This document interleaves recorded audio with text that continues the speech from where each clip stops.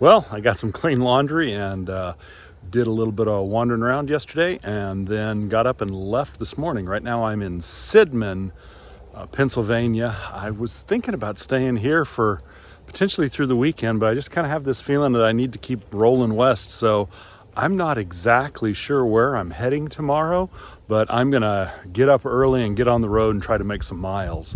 So there are a number of things I wanted to do in the area, including the Flight 93 memorial, but there's enough around here that I could justify coming back and doing all of the things that are around here another day. So I think I will just get up early and roll in the morning. After getting my laundry done, I did head out and did a little bit of exploring outside of the campground. There was an abandoned railroad track that I went, and obviously I had to go check this out. Oh look, I fell through the fence. All right, we gotta go check this out.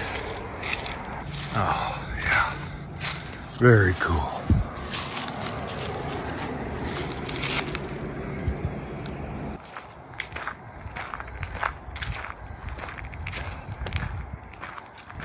Oh wow. That's awesome.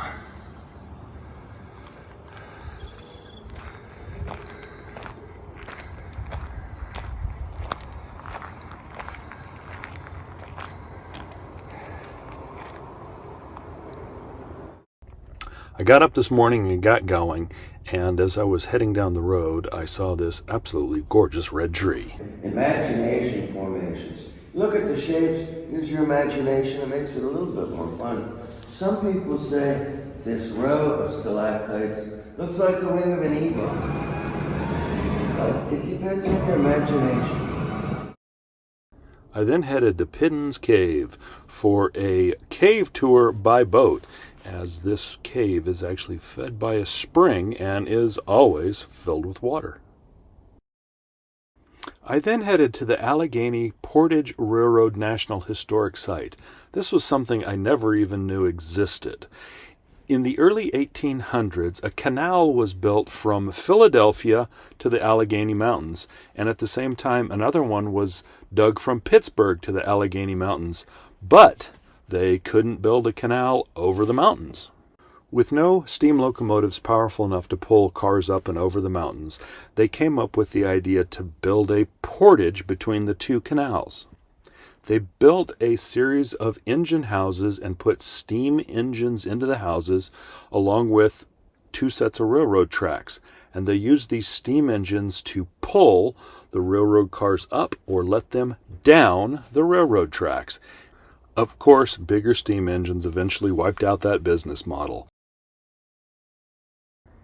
The Park Services also restored a tavern that sat near one of the engine houses. On occasion, when there were customers or even workers, the train would stop on this section of the portage, and people could go in and have a meal and head over to what would probably be my favorite room here across the hallway and have a drink